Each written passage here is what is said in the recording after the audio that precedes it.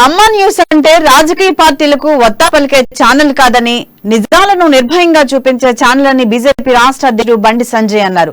ప్రజల కష్టాలను ప్రభుత్వానికి చూపించి వాటి పరిష్కారానికి కృషి చేస్తుందని కొనియాడారు. అమ్మా న్యూస్ అందరి ఛానల్ గా గుర్తింపు పొందిందని ప్రశంసించారు. ఆదిలాబాద్ సమస్యలను అమ్మా న్యూస్ కళ్లకు కట్టినట్టు చూపిస్తుందని తెలిపారు. ఆదిలాబాద్ జిల్లా బీఆర్ఎస్ నాయకులు అమ్మా న్యూస్ ను చూస్తేనే భయపడే పరిస్థితి ఏర్పడిందని అన్నారు.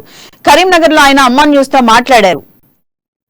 అభిమానిస్తున్నారు. కానీ కొంతమంది బీఆర్ఎస్ పార్టీ నాయకులు, వాళ్ళు మంత్రులు కావచ్చు, ఎమ్మెల్యేలు కావచ్చు, ప్రజాప్రతినిధులు కావచ్చు, నాయకులు కావచ్చు, వాళ్ళందరూ కూడా ఆదిలాబాద్ జిల్లాలో స్థానిక బీఆర్ఎస్ పార్టీకి సంబంధించినటువంటి మంత్రులు, ఇతర నాయకులందరూ కూడా అమ్మా న్యూస్ ఛానల్ చూస్తేనే భయపడే పరిస్థితి. అమ్మా న్యూస్ ఛానల్ అనేది ఒక రాజకీయ పార్టీకి సంబంధించిన ఛానల్ కాదు. అక్కడ వాస్తవ విషయం తెలంగాణ.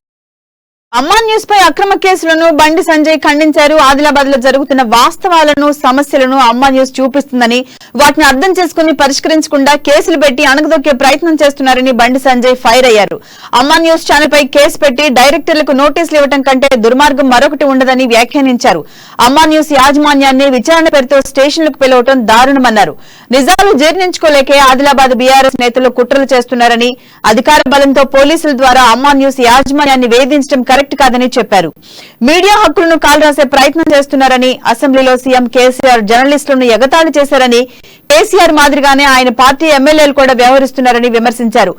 మీడియాను, జర్నలిస్టులను బెదిరిస్తే తీవ్ర పరిణామాలుంటాయని, వెంటనే అమ్మా న్యూస్ పై కేసు వెనక్కి తీసుకోవాలని డిమాండ్ చేశారు.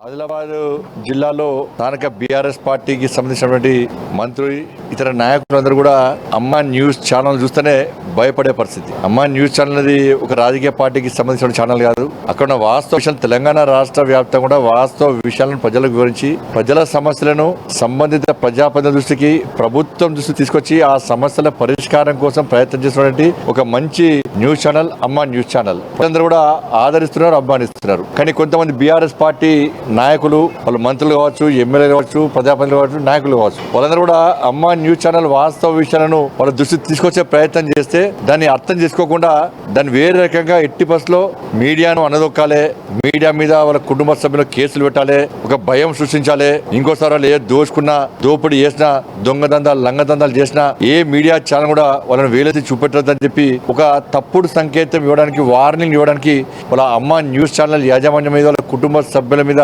కేసు పెట్టారు.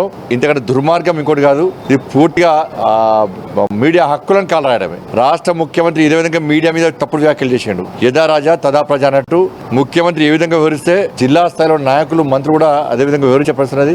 నిజంగా మీరు తప్పు చేయకుంటే లీగల్ గా పోవచ్చు. కానీ మీ చేతిలో అధికారం ఉందని చెప్పి, పోలీసు అధికారంగా మీ చేతిలో ఉంది అని చెప్పి మీడియాలను, రిపోర్టర్లు కానీ బెదిరించే ప్రయత్నం చేస్తే దాన్ని భయపడేటువంటి వ్యక్తులు కాదు మీడియా. అటు తెలంగాణ ఉద్యమంలో ప్రధాన భూమిక పోషించింది మీడియా. ఆ రోజు మీడియా ప్రధాన భూమిక పోషించకుంటే, తెలంగాణ రాష్ట్రం రాకుంటే నువ్వు మంత్రి అయ్యేటోడు కాదు, నేను కుక్కలు దేకేవాడు కాదు, నీ ముఖ్యమంత్రి కూడా ముఖ్యమంత్రి అయ్యే వ్యక్తిగా ముఖ్యమంత్రి కూడా అయ్యేటోడు కాదు. కాబట్టి అప్పుడు మీడియా మంచిది, ఇప్పుడు మీడియా చెడ్డది. కానీ మీ తప్పుల మీరు సరి చేసుకొని, మీ తప్పుల మీరు గుర్తించి సరి చేసుకొని మంచి పందాలు అవుతే ఇదే మీడియా సహకరిస్తుంది. కానీ మీడియా ఏం మాట్లాడదు, తప్పులను వేలెత్తి చూపడదు, ప్రజల పక్షాన పోరాడదు, ప్రజల సమస్యలను మా దృష్టి తీసుకురావద్దు అనుకుంటే మీరు నియంత్రించలేరు మీడియాను. దానికి ఇంకా ప్రజలు తిరగబడే రోజు వస్తున్న విషయాన్ని గుర్తుంచుకోవాల్సిన అవసరం ఉంది. కాబట్టి మీడియా, అమ్మా ఛానల్ యాజమాన్యం మీద, వాళ్ళ కుటుంబ సభ్యుల మీద పెట్టినటువంటి కేసులను వెంటనే ఎత్తేయాలి. పోలీసు అధికారులు కూడా నిజాయితీతో వివరించాలి. వెంటనే ఆ కేసులు ఎత్తేయకుంటే ప్రజలకు గుణపాఠం చెప్తున్న విషయాన్ని గుర్తుంచుకోవాలి.